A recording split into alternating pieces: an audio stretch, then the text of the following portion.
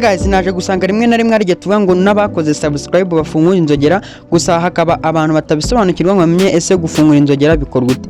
Muri kano ka video kagufi rero ngiye kwereka uburyo wafungura inzogera kuri YouTube. Twagiye uraza hano muri application yawe ya YouTube, ugasacinga umuntu ugiye gufungurira inzogera, ugasacinga umuntu ugiye gufungura inzogera, bw'izina rya channel ye uburizi cyangwa se ufite naho uri kurireba, ukamusacinga. Iyo channel imaze kuza itujya hano kuri view channel ugakoraho. Iyo ugeze ahangaha rero uhituza hano kuri subscribe, warangiza ugakoraho. Iyo ukozeho baguha utu tuntu tumeze gutya.